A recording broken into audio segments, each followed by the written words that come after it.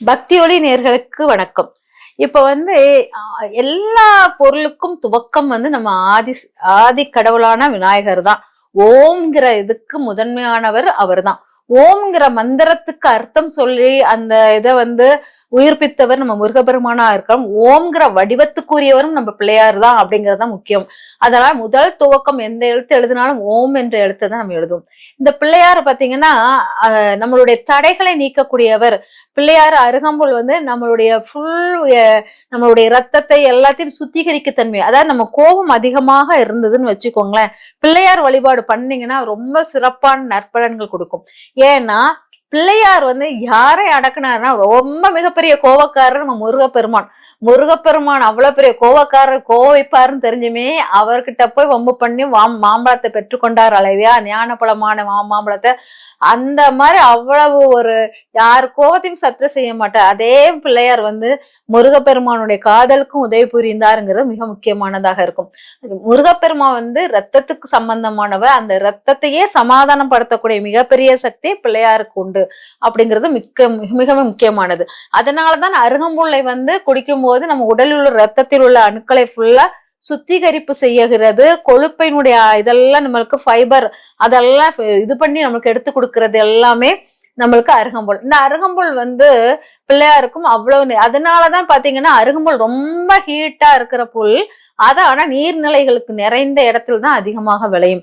அதனால நம்ம அந்த அருகம்புலை அடிக்கடி தினமும் குடிச்சுக்கிட்டு இருந்தா கிட்னில அஃபெக்ட் ஆகும். ஏன்னா உடம்பு அதிக ஹீட் ஆகும் போது நம்மளுக்கு கிட்னில சூடு எஃபெக்ட் ஆகி அந்த படிமமாக உருவாகும், கல் உருவாகும். அதனால ஒரு நாள் விட்டு ஒரு நாள் அந்த மாதிரி நம்மளுக்கு அருகம்புல் ஜூஸ் குடிப்பது சிறப்பாக இருக்கும் அப்படிங்கிறது முக்கியமானது. இந்த பிள்ளையார் நம்மளுக்கு அவ்வளவு பெரிய சக்தி கொடுக்கக்கூடியவராக இருக்கும். நம்மளுடைய உஷ்ணத்தின் அளவை குறைக்கக்கூடியவராகவும் இருப்பார். அவர் நீர்நிலைகளுக்கு நிறையில் அப்படி இருந்திருப்பார் அப்படிங்கிறது முக்கியமாக இருக்கும். இவர் பாத்தீங்கன்னா பெண்ணை பாதுகாக்க வந்த பாதுகாவலன் அப்படிங்கறதுதான் முக்கியம். பார்வதி தேவி தன் அழுக்கிலிருந்து தோற்றுவித்து அந்த பிள்ளையார வாயில் பாதுகாவலனாக தன் அரமனையில் வாயிலில் யாரும் வீட்டுக்குள்ள வரவிடாத அப்படிங்கிற மாதிரி நிப்பாட்டி வச்சுட்டு போவாங்க. அவ்வளவு பெரிய பாதுகாவலனாக பெண்ணுக்கு இருப்பாங்க. அதனால சில மக்கள் கல்யாணம் முடியும் போது பெண்ணுக்கு பிள்ளையார் சிலையை கையில் கொடுப்பாங்க. என் பெண்ணுக்கு பாதுகாவலனாக கடைசி வரைக்கும் நீ இருன்னு சொல்லிட்டு பிள்ளையாரை கல்யாணம் முடிச்ச உடனே பெண் கையில் கொடுத்து அனுப்புவாங்க. ஏன்னா பெண்ணுக்கு பாதுகாவலனாக அதை அனுப்புவதாக அர்த்தம் அப்படிங்கிறது. அவ்வளவு அருமையான பிள்ளையாரை நம்ம வழிபாடு முறைகள் இன்னும் கரெக்டா தெரிஞ்சுக்கிட்டோம்னு வச்சுக்கோங்களேன், நிறைய மாற்றங்கள் நம்ம லைஃப்ல கிடைக்கும். பிள்ளையார அருகம்புல் போட்டு வழிபாடுங்க அப்படிலாம் கேள்விப்பட்டிருப்பீங்க. அதே மாதிரி பிள்ளையாருக்கு பொட்டு வைத்து வழிபடுதலும் மிக சிறப்பாக இருக்கும் அப்படிங்கிறது தான்.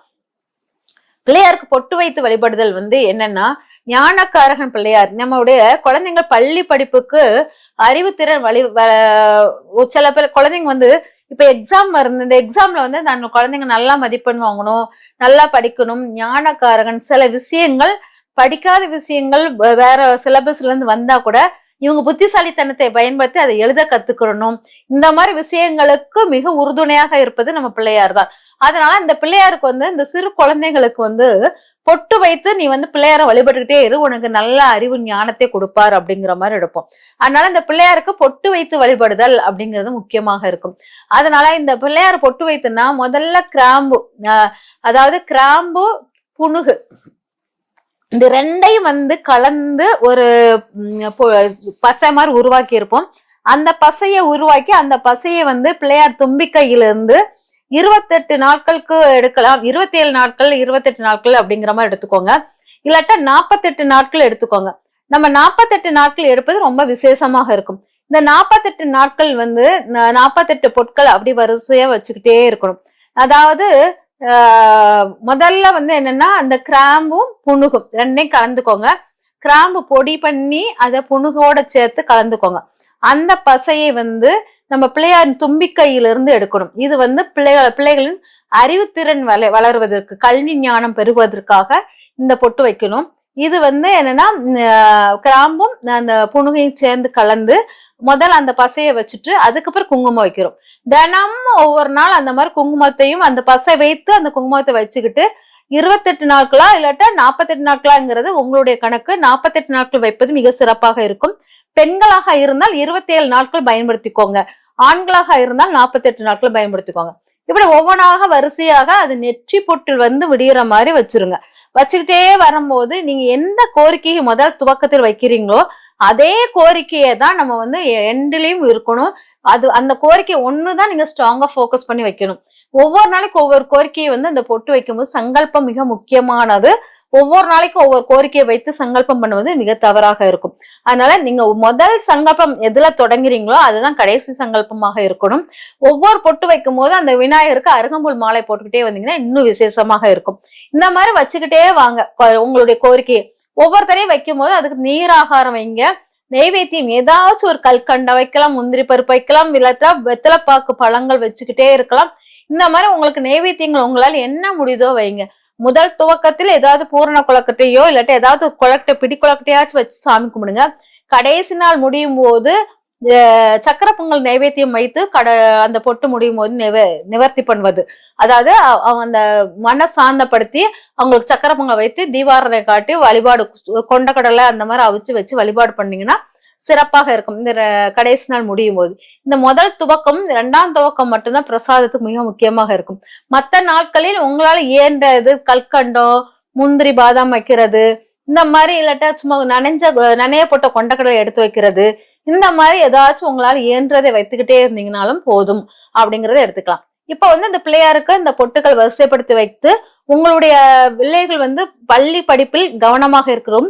நம்ம சில விஷயங்கள் நம்ம தெரியாம நிறைய இவங்க ஏன் இப்படி பண்றாங்கன்னு கூட தெரியாம நிறைய விஷயங்கள் நம்ம தப்பு பண்ணுவோம். அதுக்கு கூட நம்ம கல்வியறிவு இல்லாமல் ஞான அறிவை கொடுப்பதற்கு மிக சிறப்பாக இந்த பிள்ளையார் இருப்பதனால் அதுக்கும் இதை பயன்படுத்தலாம். அதுக்கப்புறம் புணுகு வைத்து வைப்பது இதுக்காக ஞான அறிவுகளை பெறுவதற்காக. அதுக்கப்புறம் பாத்தீங்கன்னா நம்மளுடைய சந்தனத்தை வைத்து வைப்பாங்க. சந்தனம் வைத்து வைப்பது மாங்கல்ய இது, அதாவது கல்யாண திருமணம் நல்லா நடக்கணும், அதாவது நல்ல வேலை கிடைக்கணும். இந்த மாதிரி இருக்கிறவங்க வந்து சந்தனம் வைத்து நம்ம பொட்டு வச்சுக்கிட்டே வரணும். பிள்ளையாருக்கு தும்பிக்கையில இருந்து சந்தனம் வைத்து பொட்டு வச்சுக்கிட்டே இந்த நெத்தி வரைக்கும் எடுத்து கொண்டு வரணும். இந்த பொட்டு வந்து உங்களுக்கு சந்தனம் வச்சுட்டு அது மேல குங்குமம் வைக்கணும். ஒவ்வொரு நாளைக்கும் சந்தனம் வைத்து வைத்து குங்குமம் வச்சுக்கிட்டே வரணும். 48 நாட்கள் வைத்துட்டு வரும்போது விரைவில் வேலைக்கு உள்ள வாய்ப்புகள் தேடி வரும். இந்த மாதிரி சந்தனம் வைத்து வைப்பதும் உங்களுக்கு சிறப்பாக இருக்கும். அதுவும் இதே மாதிரி முதல் நாள் நெய்வேத்தியம் கடைசி நாள் நெய்வேத்தியம் நான் சொன்ன மாதிரி வச்சுட்டு மற்ற நாள்ல சாதாரண நெய்வேத்தியமாக கல்கண்டு இது பழங்கள் அந்த மாதிரி எல்லாம் வரிசையா வச்சு நீங்க வழிபாடு பண்ணலாம். ஆனா முதல் நெய்வேத்தியம் அதாவது பூரண கொலக்கட்டை அந்த மாதிரி இல்லாட்ட கொண்டக்கடலை அந்த மாதிரி வைக்கலாம். கடைசி நாள் சக்கரை பொங்கல் அந்த மாதிரி வைத்து நைவேத்தியத்தை வைத்து முடிக்கிறது நன்றாக இருக்கும். இந்த மாதிரி பிள்ளையார் வழிபாடில் இந்த மாதிரி நீங்க பொட்டு வைத்து வழிபாடு பண்ணும்போது ஒவ்வொரு பொட்டு வைக்கும் போதும் அருகம்புல் கிடைப்பது மிக சிறப்பாக இருக்கும். அருகம்புல்லுடன் பிள்ளையாரை பொட்டு வைத்து வழிபடும் போது மிகப்பெரிய சக்தியாக மாற்றம் கொடுக்கும். அதாவது பொட்டு வைத்து வழிபட்டு இறைவனுடைய முழு அனுகிரகங்களும் பெற்று பிள்ளையார் உங்க வீட்டில் முழுமையான செல்வத்தை மட்டுமல்லாமல் கல்வி அறிவும் ஞானமும் பெற்று உங்களுக்கு கொடுப்பார் என்பதில் ஒருபொழுதும் ஐயம் இல்லை. அதனால பிள்ளையார் அருள் அனைவருக்கும் வந்து கிடைக்கட்டும். நன்றி, வணக்கம்.